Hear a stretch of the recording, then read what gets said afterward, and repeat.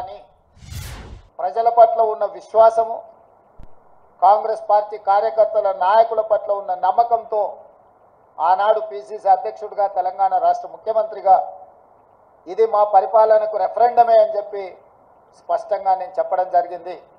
మధ్య మధ్యలో మీడియా మిత్రులు గుర్తు చేసినప్పుడు కూడా ఈ విషయంలో మాకు రెండో ఆలోచన లేదు, రెఫరెండమే అని మేము చెప్పడం జరిగింది. తెలంగాణ రాష్ట్ర జరిగిన పార్లమెంట్ ఎన్నికల్లో 17 పార్లమెంట్లకు సంబంధించి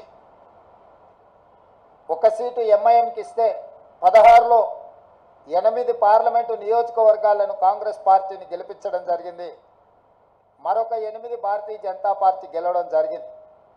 మా 8 పార్లమెంటు నియోజకవర్గాల ఫలితాలు దాదాపుగా 41% ఓట్లు కాంగ్రెస్ పార్టీకి రావడం జరిగింది. 2023 డిసెంబర్ 3 నాడు వచ్చిన ఫలితాలలో కాంగ్రెస్ పార్టీకి వచ్చిన ఓట్ల శాతము 39.5%. ఈ పార్లమెంట్ ఎన్నికల్లో 100 రోజుల పరిపాలన తర్వాత దాదాపుగా 41% ఓట్లు కాంగ్రెస్ పార్టీకి రావడం జరిగింది.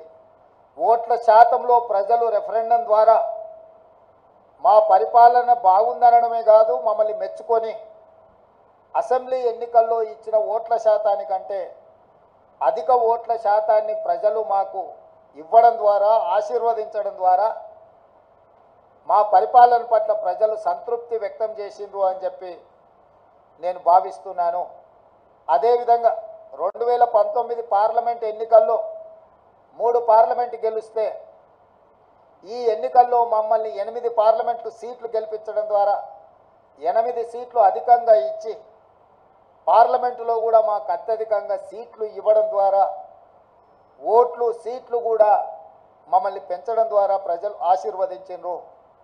ఇదే కాకుండా మూడవ విశ్లేషణ, 119 శాసనసభ నియోజకవర్గాలలో ప్రజలు ఓట్లేస్తే విస్పష్టంగా ఆనాడు 64 సీట్లు ఎట్లయితే మెజారిటీ వచ్చిందో ఈరోజు 64 సీట్లలో మెజారిటీ రావడమే కాకుండా కంటోన్మెంటు మేము ఓడిపోయి బీఆర్ఎస్ గెలిచిన సీటులో కాంగ్రెస్ పార్టీకి 13,206 ఓట్ల మెజారిటీ ఇచ్చి 65వ స్థానాన్ని కూడా కాంగ్రెస్ పార్టీకి ఇవ్వడం ద్వారా ఆనాడు ఇచ్చిన 64 సీట్ల కంటే ఇంకొక సీటును అదనంగా ఇచ్చి కాంగ్రెస్ పార్టీని అసెంబ్లీలలో కూడా 65 సీట్ల తీర్పు ద్వారా మా రెఫరెండంని ప్రజలు సమర్థించిండ్రు, మాకు అనుకూలంగా ఓట్లేసి గెలిపించిండ్రు. కాంగ్రెస్ పార్టీ అధ్యక్షుడిగా, ముఖ్యమంత్రిగా కాంగ్రెస్ పార్టీ ప్రజాప్రతినిధులకు, మంత్రివర్గ సహచరులకు, శాసనసభ్యులకు, రాష్ట్ర స్థాయి నాయకులకు, జిల్లా స్థాయి నాయకులకు, మండల స్థాయి నాయకులకు, మరీ ముఖ్యంగా గ్రామ స్థాయి కార్యకర్తలకు మనస్ఫూర్తిగా కృతజ్ఞతలు, ధన్యవాదాలు తెలియజేస్తున్నా. ఈరోజు వారి శ్రమ వల్ల, వారి కష్టం వల్ల, వారి ప్రయత్నం వల్ల ఓట్ల శాతంలో కావచ్చు, పార్లమెంటు సీట్ల విషయంలో కావచ్చు, శాసనసభ నియోజకవర్గాల వారిగా కాంగ్రెస్ పార్టీకి అత్యధిక మెజారిటీని తీసుకొచ్చి మా కాంగ్రెస్ పార్టీ కార్యకర్తలు ఈరోజు మా గౌరవాన్ని, రాహుల్ గాంధీ గారి నాయకత్వాన్ని నిలబెట్టినందుకు కాంగ్రెస్ పార్టీ తరఫున వారికి నేను సంపూర్ణంగా కృతజ్ఞతలు తెలియజేస్తున్నా. ఇక రెండవది, 8 పార్లమెంట్ సీట్లు గెలిచిన భారతీయ జనతా పార్టీ 2019లో 4 పార్లమెంట్లు గెలిస్తే ఈరోజు 8 పార్లమెంట్లు సీట్లు గెలవడం జరిగింది. వాళ్ళు కూడా వాళ్ళ సీట్లను పెంచుకున్నారు. ఆనాడు 20% ఉన్న ఓట్లను వాళ్ళు ఈరోజు 35%కి పెంచుకోవడం జరిగింది. అంటే ఈ రాష్ట్రంలో భారతీయ జనతా పార్టీ కూడా ఓట్లు, సీట్లు పెరగడం జరిగింది. అయితే ఇందులో వాళ్ళ ఓట్లు, సీట్లు పెరగడానికి వాళ్ళ నాయకత్వాన్ని సమర్థించేదానికంటే బీజేపీని గెలిపించడానికి బీఆర్ఎస్ నాయకులు ఆత్మ బలిదానం చేసుకొని అవయవాలను త్యాగం చేసి, అవయవ దానం చేసి ఈరోజు బీజేపీని గెలిపించడం జరిగింది. బీజేపీ గెలిచిన 8 పార్లమెంటు నియోజకవర్గాలలో బీఆర్ఎస్ 7 సీట్లల్లో డిపాజిట్లు కోల్పోయింది. ఆదిలాబాద్ కావచ్చు, నిజామాబాద్ కావచ్చు, కరీంనగర్ కావచ్చు, మల్కాజ్గిరి కావచ్చు, సికింద్రాబాద్ కావచ్చు, చేవెళ్ళ కావచ్చు, మహబూబ్ నగర్ కావచ్చు, ఈ 7 పార్లమెంటు నియోజకవర్గాలలో బీఆర్ఎస్ డిపాజిట్లు కోల్పోయి బీజేపీని గెలిపించడం ద్వారా బీఆర్ఎస్ నాయకులు ఆత్మ బలిదానం చేసుకొని అవయవ దానం చేసిండ్రు బీజేపీకి. ఈ విషయం నేను ఈరోజు చెప్పడం లేదు. ఎన్నికల ప్రక్రియ మొదలైనప్పుడే స్పష్టంగా పార్లమెంటు నియోజకవర్గాల వారీగా బలహీనమైన అభ్యర్థులను పెట్టి బీఆర్ఎస్ శ్రేణులను బీజేపీకి పని చేపిస్తున్నాడు చంద్రశేఖరరావు అని చెప్పి నేను స్పష్టంగా నిర్దిష్టమైన ఆరోపణ చేసిన. నేను నిర్దిష్టమైన అంశాలను ప్రస్తావించినప్పుడు బీఆర్ఎస్ నాయకులు వితండవాదం చేసిండ్రు, నా మీద వాళ్ళు మాటల దాడి చేసిండ్రు. ఇవాళ ఇంకొక విషయం, అత్యంత కీలకమైన అంశం నేను ఇప్పుడు ప్రస్తావించదలుచుకున్నా. 2001లో తెలుగుదేశం పార్టీకి రాజీనామా చేసి చంద్రశేఖరరావు గారు సిద్దిపేటలో శాసనసభ్యుడిగా పోటీ చేసిన వితండవాదం చేసిండ్రు, నా మీద వాళ్ళు మాటల దాడి చేసిండ్రు. ఇవాళ ఇంకొక విషయం, అత్యంత కీలకమైన అంశం నేను ఇప్పుడు ప్రస్తావించదలుచుకున్నా. 2001లో తెలుగుదేశం పార్టీకి రాజీనామా చేసి చంద్రశేఖరరావు గారు సిద్దిపేటలో శాసనసభ్యుడిగా పోటీ చేసినప్పటి నుంచి 2023 డిసెంబర్ వరకు సిద్దిపేట శాసనసభ నియోజకవర్గంలో ఏ రోజు కూడా 25-30 వేల మెజారిటీ నుంచి 1,25,000 మెజారిటీ వరకు ప్రతి సందర్భంలో అది చంద్రశేఖరరావు గారు కావచ్చు, లేకపోతే హరీష్ రావు గారు కావచ్చు, లేకపోతే స్థానిక సంస్థలు కావచ్చు, లేకపోతే పార్లమెంట్ ఎన్నికల్లో కావచ్చు, అత్యధిక మెజారిటీ సిద్దిపేట అసెంబ్లీ నియోజకవర్గంలో బీఆర్ఎస్ పార్టీకి వచ్చి, కానీ ఈ పార్లమెంట్ ఎన్నికల్లో హరీష్ రావు గారు సిద్దిపేటలో పూర్తి తన ఓట్లను బీజేపీకి బదిలీ చేసిండు. ఇవాళ బీజేపీ రఘునందన్ రావు గారికి 63,000 పైచిలకు ఓట్లు వస్తే బీఆర్ఎస్కు 65,000 ఓట్లు మాత్రమే వచ్చినాయి. ఈరోజు బీఆర్ఎస్ మెజారిటీ సిద్దిపేటలో 2,500 ఓట్లు మాత్రమే. అంటే ఇప్పటి వరకు అభ్యర్థిని ఓడించడం జరిగింది. మాకు కేవలం సిద్దిపేటలో వచ్చిన మైనస్ వల్లనే ఈరోజు దాదాపుగా మేము మెదక్ పార్లమెంట్ సీటును ఓడిపోవడం జరిగింది. అంటే బీఆర్ఎస్ను నమ్మి నిలబడ్డ వెంకట్రామరెడ్డిని నమ్మించి మోసం చేయడమే కాకుండా కాంగ్రెస్ పార్టీని ఓడించాలా, కాంగ్రెస్ పార్టీ అంటేనే ఏవగింపు లేకపోతే కోపము ప్రదర్శించి ఆత్మ బలిదానం చేసుకొని అవయవ మార్పిడికి పాల్పడి ఈరోజు బీజేపీని గెలిపించారు. 7 పార్లమెంట్లలో ఆనాడు 37.5% ఓట్లు తెచ్చుకున్న బీఆర్ఎస్ ఈరోజు 16.5% ఓట్లకు పడిపోయింది రాష్ట్ర వ్యాప్తంగా. అంటే దాదాపుగా 22% ఓట్లు బీఆర్ఎస్ ఓట్లు బీజేపీకి బదిలీ చేసిండ్రు. 2023 శాసనసభ ఎన్నికలలో బీజేపీకి 13% ఓట్లు వచ్చినాయి. ఈ పార్లమెంట్ ఎన్నికల్లో 35.5% ఓట్లు వచ్చినాయి. సరిగ్గా బీజేపీ ఓట్లు 22.5% పెరిగితే బీఆర్ఎస్ ఓట్లు 37.5% నుంచి 16.5%కి పడిపోయినాయి అని అంటే సరిగ్గా 21%, 22% ఓట్లు బీఆర్ఎస్ వాళ్ళు బీజేపీకి బదిలీ చేసిండ్రు. తద్వారా 8 పార్లమెంటులల్లా బీజేపీ గెలిచింది. 8 పార్లమెంట్లల్లా బీఆర్ఎస్ డిపాజిట్లు గల్లంతైనాయి. ఒక్క మెదకులో ఓడిపోయిన దాంట్లో మాత్రమే వాళ్ళకి డిపాజిట్ వచ్చింది. బీజేపీ గెలిచిన 8 సీట్లల్లా 7 సీట్లు బీఆర్ఎస్ తన ఉనికిని తన డిపాజిట్లను కోల్పోవడం ద్వారా బీజేపీని గెలిపించింది.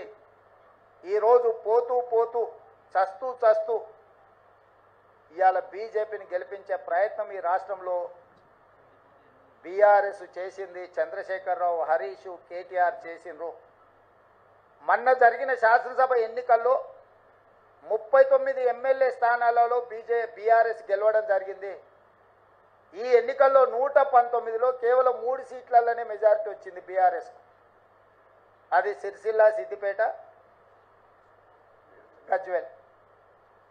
అంటే ఈ రాష్ట్రంలో బీఆర్ఎస్ నాయకుల యొక్క ఆత్మగౌరవాన్ని, బీఆర్ఎస్ యొక్క శాసనసభ్యుల ఆత్మగౌరవాన్ని బీజేపీకి కేసీఆర్, కేటీఆర్, హరీష్ రావు తాకట్టు పెట్టిండ్రు. పూర్తిగా ఓట్ల బదలాయింపు, పూర్తిగా ఎన్నికల ఫలితాలను బీజేపీకి అనుకూలంగా మార్చి ఈరోజు కేసీఆర్ కుటుంబము రాజకీయ అరాచకానికి పాల్పడ్డారు. ఇది తెలంగాణ సమాజం అంతా గమనించాలి. ప్రజాస్వామికవాదులు, సెక్యులర్ ఫోర్సెస్ అందరూ కూడా ఈరోజు ఈ అంశాన్ని గమనించాలి అని చెప్పి కాంగ్రెస్ పార్టీ కోరుతున్నది.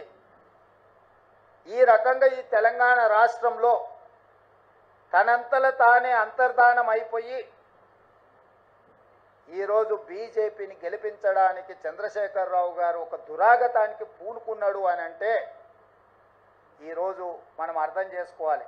కేటీఆర్ గారు నిన్న అంటున్నారు ఫినెక్స్ లాగా మనం ఇప్పుడు బూడిదైన నాయన మళ్ళీ పుట్టేది ఏం లేదు, ఇక బూడిదే మీకు మిగిలింది. ఆ బూడిద తీసుకెళ్ళి మీ బావకు, మీ నాయనకి ఇద్దరికి బుయ్యి ముఖానికి సరిపోతుంది, గాడికి మీ కథ సుఖాంతం అయిపోతుంది.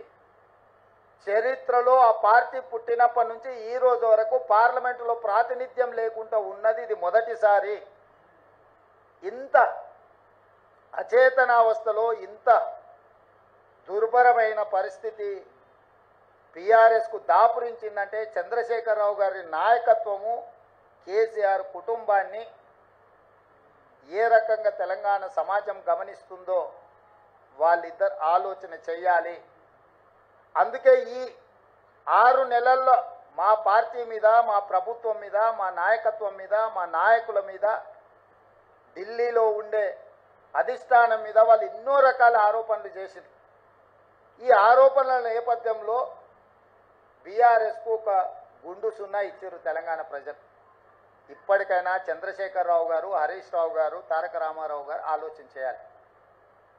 ప్రజలు ఎన్నుకున్న ప్రభుత్వాన్ని 100 రోజులు పూర్తి కాకముందే కోట్లాది శాపనార్థాలు పెట్టడం ద్వారా ఈ ప్రభుత్వాన్ని అస్థిరపరచాలన్న ఆలోచనతో, ఈ ప్రభుత్వాన్ని పడగొట్టాలన్న కుట్రలతో వ్యవహరిస్తే ప్రజలు పూర్తిగా బీఆర్ఎస్ను తిరస్కరించడం జరిగింది. ఇప్పటికైనా ప్రధాన ప్రతిపక్ష నాయకుడిగా రాష్ట్ర అవతరణ దినోత్సవాలలో కూడా పాల్గొనకుండా ఏవో చిల్లర మల్లర కారణాలు చూపించడం ద్వారా మీరు ప్రజాస్వామిక వ్యవస్థనే అవమానించే విధంగా వ్యవహరించిన తీరు ప్రజలు గమనిస్తున్నారు.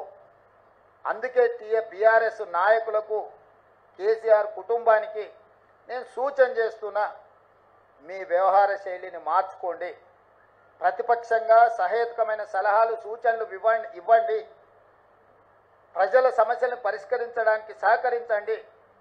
మీ కుటుంబ స్వార్థం కోసమో, మీ పార్టీ మనుగడ కోసమో, లేకపోతే మీరు అక్రమంగా సంపాదించుకున్న ఆస్తులను కాపాడుకోవడానికో మీరు చేస్తున్న ప్రయత్నాలు ప్రజలు గమనిస్తున్నారు.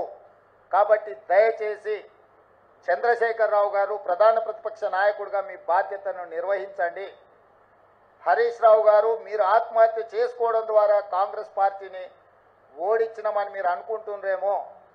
మీరు ఆత్మాహుతి దళాలుగా మారి కాంగ్రెస్ పార్టీని దెబ్బతీయాలన్న ఆలోచన ఏదైతే చేస్తుండ్రో ఇది చివరికి మీ ఉనికి, మీ మనుగడ ఈ రాష్ట్రంలో, ఈ దేశంలో లేకుండా, చట్టసభలలో లేకుండా కనుమరుగైపోతారు, కాలగర్భంలో కలిసిపోతారు. ఇట్లాంటి కుట్రలను, కుతంత్రాలను తెలంగాణ సమాజం గమనిస్తుంది. గమనించవలసిందిగా నేను కోరుకుంటున్నాను తెలంగాణ రాజకీయాలు. అదేవిధంగా కేంద్ర రాజకీయాల దగ్గరికి వస్తేనే కేంద్రంలో 2014లో Bharatiya Janata party election manifesto మీద 10 మంది నాయకుల ఫోటోలు పెట్టి ఓట్లు అడిగింది. 2019లో 3-4 నాయకుల ఫోటోలు పెట్టి ఓట్లు అడిగిండ్రు. భారతీయ జనతా పార్టీ విధానం మీద, భారతీయ జనతా పార్టీ సిద్ధాంతాల మీద, భారతీయ జనతా పార్టీ ఎన్నికల మేనిఫెస్టో మీద 2014, 2019 ఎన్నికలు జరిగినాయి. ఒకసారి 2014లో 273 సీట్లు వచ్చినాయి, 2019లో 303 సీట్లు వచ్చినాయి. అంటే సంపూర్ణమైన మెజారిటీ భారతీయ జనతా పార్టీకి ఆనాడు దేశ ప్రజలు ఇవ్వడం జరిగింది. 2024 పార్లమెంట్ ఎన్నికల్లో పార్టీని పక్కన పెట్టిండ్రు, సమిష్టి నాయకత్వాన్ని పక్కన పెట్టిండ్రు. మోడీ గ్యారంటీ అని చెప్పి ఏక వ్యక్తి నాయకత్వంలో ఒకే ఒక వ్యక్తి, అది మోడీ గ్యారంటీ అని చెప్పి ప్రజల దగ్గరికి వెళ్ళారు. మోడీ గ్యారంటీ మీదనే మొత్తం ఎన్డీఏ కూటమి యొక్క ఎన్నికల ప్రచార సరళిని నడిపించిండ్రు. 303 సీట్లున్న ఎన్డీఏ బీజేపీ 240 సీట్లకు పడిపోయింది. అంటే మోడీ గ్యారంటీని ఈ దేశ ప్రజలు తిరస్కరించిండ్రు. మోడీ గ్యారంటీకి ఉన్న వారంటీ అయిపోయింది. ఇక మోడీ కాలం చెల్లిపోయిండు అని చెప్పి దేశ ప్రజలు తీర్పిచ్చిండ్రు. దానికి సంబంధించి ఈ ఎన్నికల్లో బీజేపీకి ఎన్డీఏకు 42.9% ఓట్లు వస్తే ఇండియా కూటమికి 41.1% ఓట్లు వచ్చినాయి. దాదాపుగా సరి సమానంగా ఓట్ల శాతం వచ్చింది. సీట్లు కూడా దాదాపుగా పోటీ పడే విధంగా రావడం జరిగింది. జాతీయ రాజకీయాలలో నా విశ్లేషణ, నా డిమాండ్ ఒక్కటే. మోడీ గ్యారంటీ మీద ఎన్నికలకు వెళ్ళిన భారతీయ జనతా పార్టీ మోడీ గ్యారంటీని ప్రజలు తిరస్కరించారు. మోడీ గ్యారంటీకి ఉన్న వారంటీ పూర్తి అయిపోయింది, కాలం చెల్లిపోయింది. కాబట్టి ఈ దేశ ప్రజలు మోడీ గారిని తిరస్కరించారు. తక్షణమే నరేంద్ర మోడీ గారు ప్రధానమంత్రి పదవికి రాజీనామా చేసి మళ్ళీ ప్రధానమంత్రి పదవి చేపట్టకూడదు. ఎందుకంటే ఆయన నాయకత్వాన్ని, ఆయనను చూపించే ఓట్లు అడిగినరు ప్రజలు. ఆయన నాయకత్వాన్ని, ఆయన గ్యారంటీని తిరస్కరించారు. కాబట్టి 140 కోట్ల ప్రజల యొక్క తిరస్కారానికి లోనైన నరేంద్ర మోడీ ప్రధానమంత్రి పదవి చేపట్టకూడదు. ఇది 4 కోట్ల తెలంగాణ ప్రజల తరఫున కాంగ్రెస్ పార్టీ నాయకుడిగా నేను డిమాండ్ చేస్తున్నా. సరే, ఎన్డీఏ కూటమిలో ఇంకెవరైతారు? ఎన్డీఏ కూటమికి మెజారిటీ వచ్చినప్పుడు వాళ్ళు ఏం నిర్ణయాలు తీసుకుంటారు పక్కన పెడితే, మోడీ గ్యారంటీ మీద ఏక వ్యక్తి చూపించి మీరు ఓట్లు ప్రజల దగ్గరికి వెళ్తే ఆ ఏక వ్యక్తిని ప్రజలు తిరస్కరించారు. కాబట్టి భారతీయ జనతా పార్టీ నరేంద్ర మోడీ గారిని రాజీనామా అడగాలి, రాజీనామా చేయించాలి. నరేంద్ర మోడీ గారు హుందాగా, విలువలు కలిగిన రాజకీయ నాయకుడిగా, సమాజానికి ఆదర్శంగా నిలబడే వ్యక్తిగా ప్రధానమంత్రిగా రాజీనామా చేసి హుందాగా వారు తప్పుకుంటే వారికి గౌరవం ఉంటుంది. లేదు, నేను ఇట్లనే ప్రధానమంత్రికి కొనసాగుతా, 3వసారి ప్రమాణ స్వీకారం చేస్తా, కుట్రల కుతంత్రాలకు నేను తెరలేపుతా అని నరేంద్ర మోడీ గారు అంటే, వారు చెప్పుతున్న విలువలతో కూడుకున్న రాజకీయాలు చెప్పడానికే తప్ప పాటించడానికి లేదు అని చెప్పి ఈ దేశ ప్రజలు నరేంద్ర మోడీ గారిని తిరస్కరించబోతున్నారు. కాబట్టి భారతీయ జనతా పార్టీ ఇప్పటికైనా ఏక వ్యక్తి, అదేవిధంగా అప్రజాస్వామికంగా వ్యవహరించే తీరును మానుకోవాలి. ప్రజలిచ్చిన తీర్పును భారతీయ జనతా పార్టీ గౌరవించాలి అని చెప్పి కాంగ్రెస్ పార్టీ డిమాండ్ చేస్తుంది.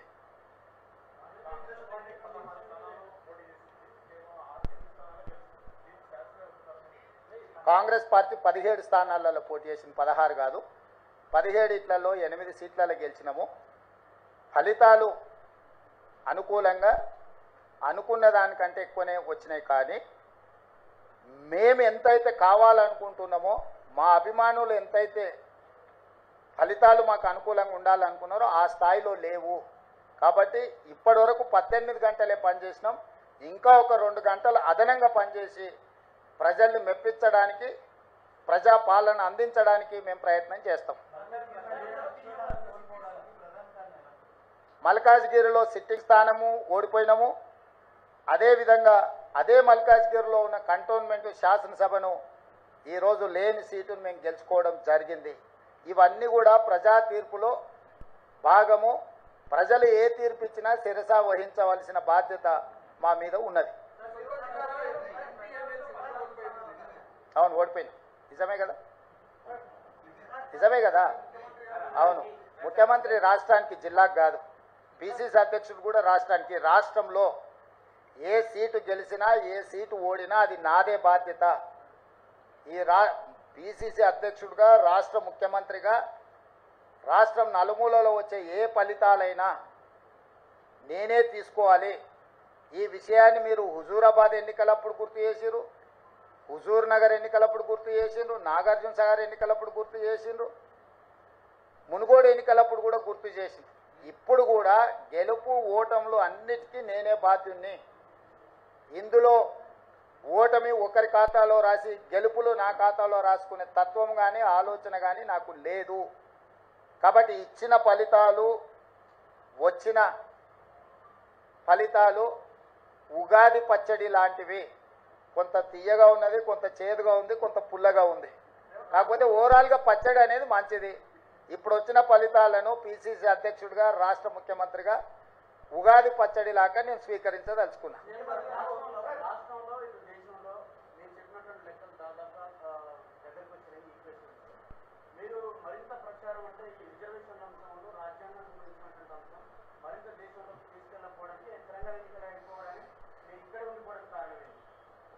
మీరే అంటారు కదనే, పరిపాలన వదిలేసి ఇతర రాష్ట్రాలు తిరగబోతున్నాడని. వెళ్తే మీకు ఒక బాధ, ఉంటే ఇంకొక బాధ. కాబట్టి నేను రాష్ట్రానికి పరిమితమైన నాయకుడిని. నేను పిసిసి అధ్యక్షుడిని, నేను ముఖ్యమంత్రిని. ఎన్నికల అధ్యక్షుడిగా ఎన్నికలు ఇక్కడనే నిర్వహించిన, ముఖ్యమంత్రిగా నేను ఇక్కడనే ఉండి పరిపాలనను గాడిలో పెట్టే ప్రయత్నం చేసిన. వర్షానికి తడిచిపోయిన ఒడ్లు కొనుగోలు కావచ్చు, లేకపోతే మొలకెత్తిన ఒడ్లను కొనుగోలు విషయంలో కావచ్చు, విత్తనాల విషయంలో కావచ్చు, విద్యుత్ విషయంలో కావచ్చు, అకాల వర్షాలను ఎదుర్కోవడం విషయంలో కావచ్చు, రైతు రుణమాఫీకి సంబంధించిన అంశాలను సమీక్షించడంలో కావచ్చు, రాష్ట్ర ప్రజల యొక్క సమస్యలు పరిష్కరించడమే నా మొదటి ప్రాధాన్యత. నా బాధ్యత రాష్ట్రానికి పరిమితం. రాష్ట్రంలో ఉండే సమస్యలు పరిష్కరించడం, రాష్ట్రంలో ఒక మంచి పరిపాలన అందించడమే నా బాధ్యత అనుకొని ఇక్కడికే పరిమితమైన.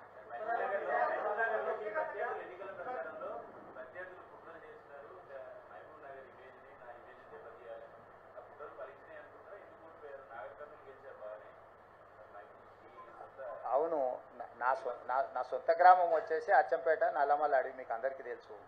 కానీ నేను ముందే చెప్తున్నా మొదటి నుంచే, మా గ్రామంలో మొత్తం ఆ పార్లమెంట్లో ఉన్న దాంట్లో ఒక బూత్లో హైయెస్ట్ మెజార్టీ మా సొంత గ్రామంలో వచ్చింది. మల్లురవి గారు ఎంత ఎంత మెజారిటీ మా గ్రామంలో 1100 ఓట్లు వచ్చినాయంట. సో నేనేమంటున్నానంటే నా గ్రామము, నా ఊరు కాదు. కరెక్ట్. అందుకే సిట్టింగ్ ఎంపీ సీటున డిపాజిట్ కోల్పోయి టీఆర్ఎస్ ఓట్లు బదిలీ చేసింది. నేను చెప్పింది కుట్ర అదే. ఆ కుట్ర ఆ రోజు చెప్పినప్పుడు మీరు రేవంత్ రెడ్డి ఏదో బాధపడుతున్నాడు, రేవంత్ రెడ్డి ఏదో ముందే ఓటమిని అంగీకరించి మాట్లాడుతున్నాడని మీరే విశ్లేషణలు చెప్పారు లైవ్లలో. ఇప్పుడు నిజాం తేలింది కదా, మహబూబ్నగర్లో డిపాజిట్ పోయింది, చేవెళ్ళలో డిపాజిట్ పోయింది, సికింద్రాబాద్లో డిపాజిట్ పోయింది, మల్కాజ్గిరిలో డిపాజిట్ పోయింది, కరీంనగర్లో డిపాజిట్ పోయింది, నిజామాబాద్లో డిపాజిట్ పోయింది, ఆదిలాబాద్లో డిపాజిట్ పోయింది బీఆర్ఎస్ నాయకులకు. నేను చెప్పింది అదే కదా. వీళ్ళు పూర్తిగా ఓట్లు బదిలీ చేసి బీజేపీని గెలిపించడానికి బీఆర్ఎస్ కార్యకర్తల ఆత్మగౌరవాన్ని, నాయకులను బలిస్తున్నాడు అని చెప్పిన. ఇప్పుడు కూడా నేను విజ్ఞప్తి చేస్తున్న బీఆర్ఎస్ ఎమ్మెల్యేలకు, at the cost of your position, KCR బేరసారాలు చేసుకుంటున్నాడు బీజేపీ తోటి. ఇప్పటికైనా మీరు ఆలోచన చేసి, అదేమో అంటారు కదా, ఆత్మ ప్రబోధానుసారము మీరు నిర్ణయాలు తీసుకోండి.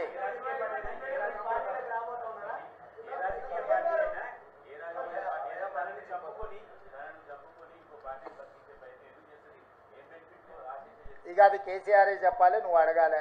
కేసీఆర్ అవయవదానం చేసిండు బీజేపీకి. ఆయన ఆత్మహత్య చేసుకోవడం ద్వారా ఆయన కిడ్నీలు, ఆయన కండ్లు ఇవన్నీ మోడీకి బదిలీ చేసిండు. ఆ బెనిఫిట్ ఏందో, బెయిలా లేకపోతే ఇంకేదన్నా అక్రమ సంపాదన అనేది మీరు విశ్లేషించాలి. మీరు ఎందుకు అన్నీ నేనే చెప్తే మీరెందుకు? రఘు చెప్పండి.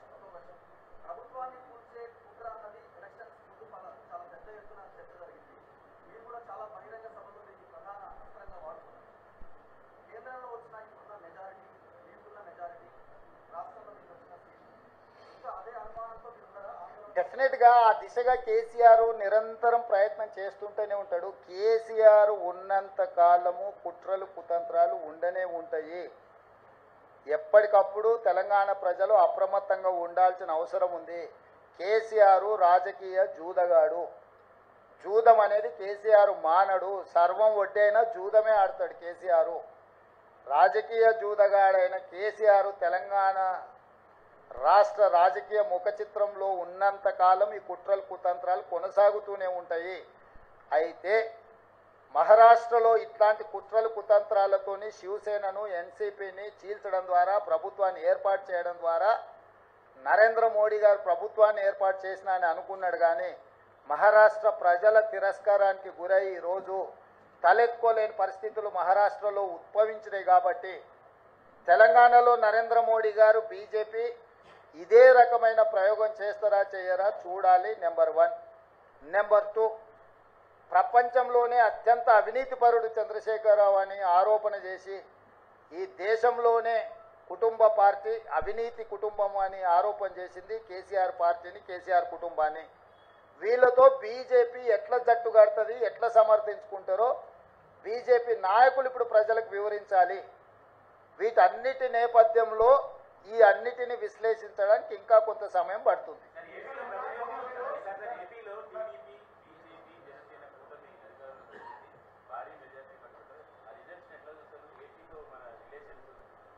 ఎన్నికల ఫలితాలను ఎట్లా చూస్తాం చారి? ఎన్నికల ఫలితాల రకంగానే చూస్తాము, ప్రజా తీర్పు పరంగానే చూస్తాము. దాంట్లో వేరే రకంగా చూడడానికి ఏముంది? ప్రజలు తీర్పు ఇచ్చిండ్రు. ఆ తీర్పును జగన్మోహన్ రెడ్డి గారు నేను స్వాగతిస్తున్నా అన్నాడు. చంద్రబాబు నాయుడు గారు నేను స్వాగతిస్తున్నా అన్నాడు. ఇక వాళ్ళిద్దరు స్వాగతించిన తర్వాత మియా బీవీకి రాజీ హోయేతో కాశీ కా క్యా ఇస్మే?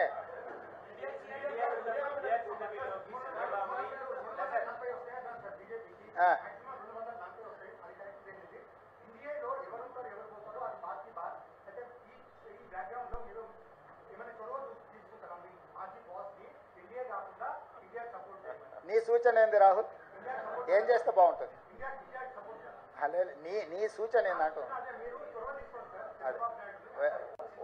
ఒకవేళ నీ సూచన మా అందరి నాయకుల ముందు పెడతా. వాళ్ళందరూ కూడా రాహుల్ సూచన బాగుందంటే ఆ విధంగానే ముందుకు పోయి ఆ రాహుల్తో మాట్లాడదాం. ఏ ప్రభుత్వమైనా ఏర్పడినప్పుడు ఆహ్వానించి చర్చించి నిర్ణయం తీసుకుంటాం. వ్యక్తిగా నేను నిర్ణయాలు తీసుకోవడానికి ఉండదు. పార్టీ సూచనల మేరకే నేను వ్యవహరించాల్సి ఉంటుంది. ఇది సిద్ధాంతపరంగా రాజకీయ పరంగా పార్టీ తీసుకోవాల్సిన నిర్ణయము. ఏ ప్రభుత్వం ఏర్పడ్డా స్నేహపూర్వకమైన వాతావరణంలో సమస్యలు పరిష్కరించుకుంటామని నేను ముందే చెప్పిన. ఈరోజు కూడా నేను ఆ మాటకు ఉన్నా. ఆంధ్రప్రదేశ్లో ఏ ప్రభుత్వం ఏర్పడ్డా ఆ ప్రభుత్వంతో సంప్రదింపులు చేపట్టి రాష్ట్ర సమస్యల్ని శాశ్వతంగా పరిష్కరించుకుంటాము. ఉమ్మడి క్యాపిటల్ చట్టపరంగానే సమస్య పరిష్కారం అయిపోయింది. హైదరాబాద్ నగరం ఇప్పుడు తెలంగాణకు రాజధాని. అంటే ఒక కీలకమైన సమస్య ఆల్రెడీ చట్టపరంగా పరిష్కారం అయింది. మిగతా ఆస్తుల పంపకాలకు సంబంధించి నీటి పంపకాలకు సంబంధించి ఉన్న సమస్యల్ని తప్పకుండా కూర్చుంటాం, చర్చించుకుంటాం, పరిష్కరించుకుంటాం. మాకేం బేసిజాలు లేవు. రాష్ట్రం యొక్క అభివృద్ధి, రాష్ట్రం యొక్క అభ్యున్నతి కోసము ఎవరితోనైనా చర్చించడానికి మేము సిద్ధంగా ఉన్నాం, పరిష్కరించుకుంటాం. ఏం ప్రభాకర్?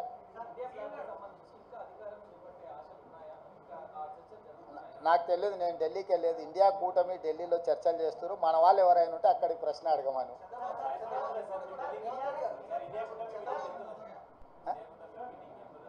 ఇండియా కూటమిలో జాతీయ నాయకులు ఆ కూటమిలో ఉన్న వివిధ భాగస్వాములనే ఇప్పటికి పిలిచిండ్రు. ఇంతవరకు అయితే ఆహ్వానం రాలేదు. ఏదైనా ఢిల్లీకి సూచన చేస్తే మీరు తప్పకుండా వెళ్తారు. క్యాబేసి